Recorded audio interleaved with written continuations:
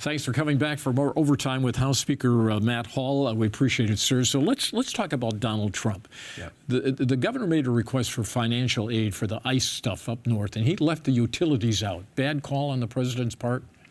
Well, I support the president. You know, we went to his Oval Office, Governor Whitmer and I. We asked for help for Northern Michigan. He gave us that help. Just like he delivered for Selfridge Air National Guard a new fighter mission, and also he's helping us with the Great Lakes. So I support what he did.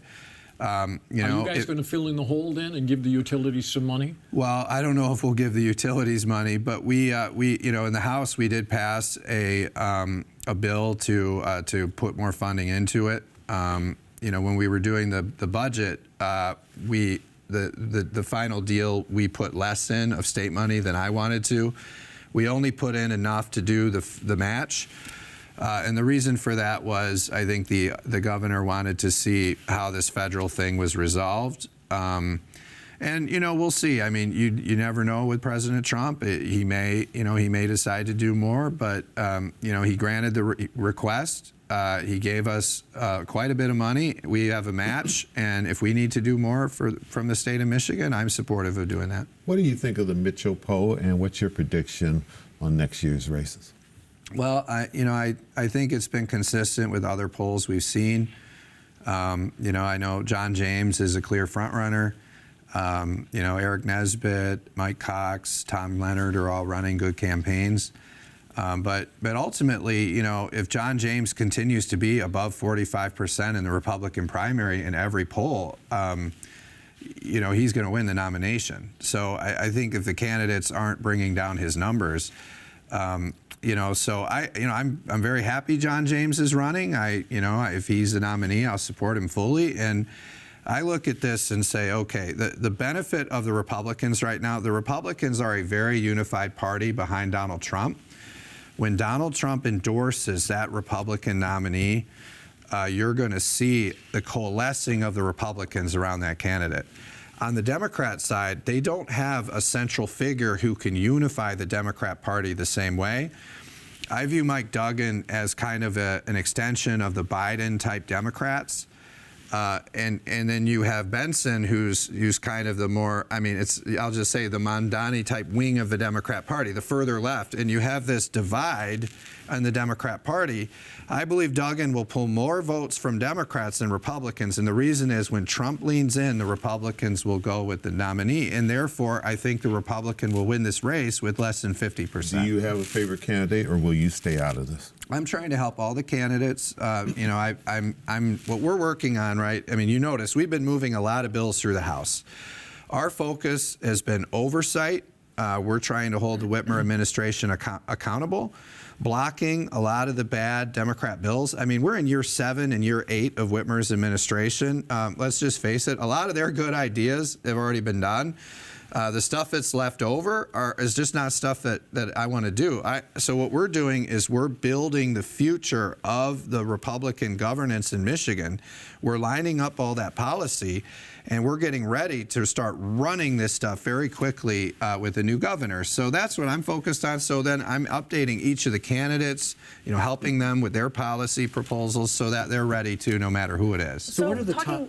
I'm sorry, go ahead. Speaking of 2026, you're already talking about policy priorities to implement with perhaps a new Republican governor. Right. But for 26, what are you focused on policy-wise in the legislature? Well, we're working on developing a next proposal A, like a modern proposal A, and I want to put that up for a vote next year. This is the education funding piece. Well, we want to cut property taxes. So what I'm looking at is, potentially 2 competing proposals, working through the legislature to put that on the ballot and giving the people of Michigan 2 choices, kind of like they did back then, on how we're going to reduce property taxes, because I believe we need to cut property taxes. Affordability is going to be probably the biggest issue in the election. And we hear so much from people about their property tax bills. So what are we going to do to reduce property taxes, but also fund the local governments. And we've been working on this. So there's actually going to be 2 proposals. We'll try to get that through the legislature and let the people decide. So what That's are the really funding interesting options? because Wait a second, Rick. What are the 2 funding options in those 2 proposals? We're developing that. Is one of them the income tax? I don't think you'll see us raise the income tax, but we're going to have to. I mean, in order to get this done, we're going to put forward a proposal, and then we'll have to make a deal. Is one of them the sales tax? Well, one of them may deal with the sales tax. Yes, I mean you're going to have. I mean, sales tax is one of the ways that you could deal with it. But again, there are going to be 2 proposals. I'm evaluating a lot of different options. I have a very strong policy team that's put probably 20 options in front of me. And I'm in the process of whittling it down to which 2 I think we should put before the voters to reduce their property taxes. If you had to decide today, what would the second one be? We'll see. I don't know. We'll see. I can't make news with that. I know. I want to come on your show again and tell you, Tim. I don't know. There may not be another show, okay? I know. All right, Ricky, I'm sorry. So I've actually got a couple of questions, but the first one is, Proposal A, both of them were voters were choosing their tax shifts, so that there was still sort of net revenue. It was just how you were going to divvy it up. And when you look at what the revenue projections are for the state, are you perceiving this as a tax shift on how the revenue is raised, or are you seeing a net tax cut? I think it'll be a shift on how revenue is raised. I mean, you look, we want to reduce people's property taxes. We also want to start, eliminate the personal property tax that a lot of the small businesses pay. I mean, even the utilities are paying a big so when we're saying, why won't you invest in the grid? Why is it that the grid is one of the least reliable in the country? Well, they get a huge tax bill every time they make new investments. So it's how can you, finish out that phase out of the personal property tax that started under Snyder, but mostly how do you give people that relief and then capping their growth in the future in a way, because the growth is like 5% a year under Biden's inflation. So I think we need, we need to reduce the amount it can grow each year, because that, the problem is, right? I mean, if you look at seniors, they're living in some big house. If they sell their house and move into a much smaller house, their property taxes are higher. So we need to do something about that. The other issue we're working on is healthcare affordability. That's been a big one. There are a lot of ways we can do that. I'm looking at potentially proposing a new, like a public service commission, but for the hospitals to regulate their price increases. I think we'll look at price transparency, something Jonathan Lindsay has been looking on. And then whether we need fee schedules. We might need fee schedules because I've been reading a lot of this stuff, and you look at like what the Blue Cross CEO came out and said about these hospitals and how they're charging more and more and more, and we see these big Taj Mahals they're building.